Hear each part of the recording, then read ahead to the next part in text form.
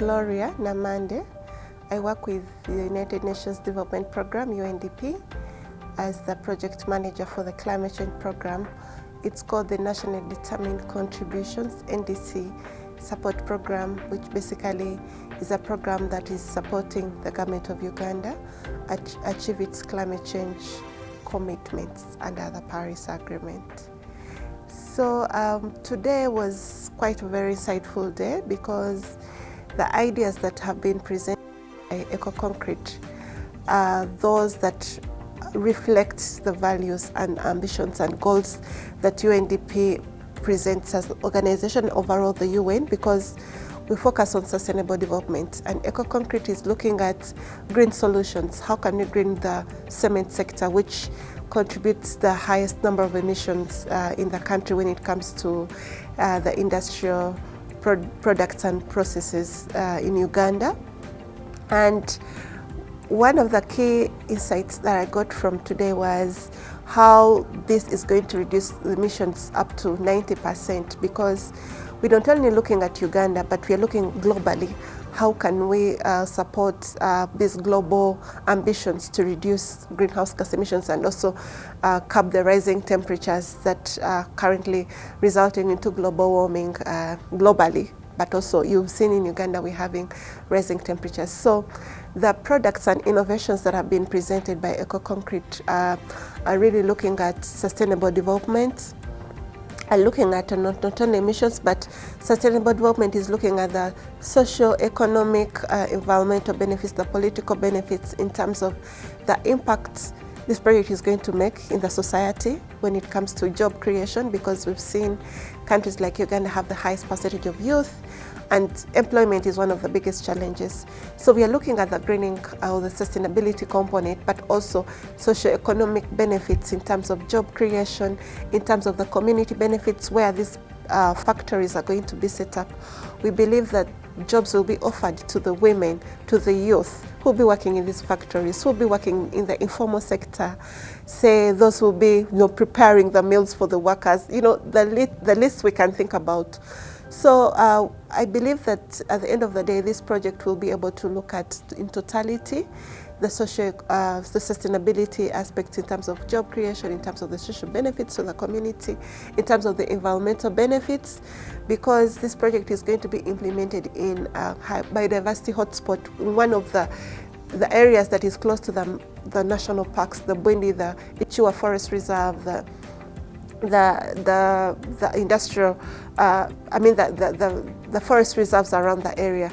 So we believe that the conservation benefits will also be considered, because at the end of the day, we want to look at sustainable development in a way that the environmental issues will be taken care of. We don't, like it has been mentioned, we don't want to see animals flying over or migrating to Rwanda or Congo because of the project. So the tourism, the ecotourism is also one of those that is really critical for Uganda when it comes to our GDP and socio-economic development. So it's important that we look at also those elements. So it has been that the environmental impact assessment has to be really full to ensure that the environmental, social benefits are really looked at in a sustainable manner. And also it's very clear that this is a green project. It's a project that is going to not only look at emission reductions, but reaching our climate change goals as a country in terms of adaptation, in terms of the mitigation of the impacts of climate change. Yeah, I think this project is still at the more or less mid-range. It's not yet complete.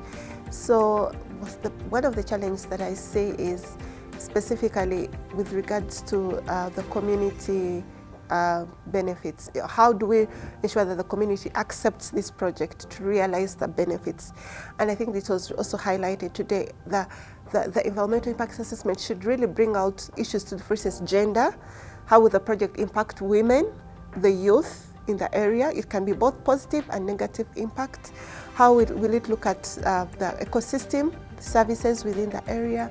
We are looking at job creation, not only job creation, but also how are we relating this project, of course, towards the national goals, national economic goals, like the National Development Plan, the National Climate Change Policy, the National Determined Contribution, the NDC, it has been elaborated here, but I think there is a need to really elaborate further on how this project is contributing not only at the subnational level but also at the national level, so that it's fully accepted, because the issues around licensing now are very critical.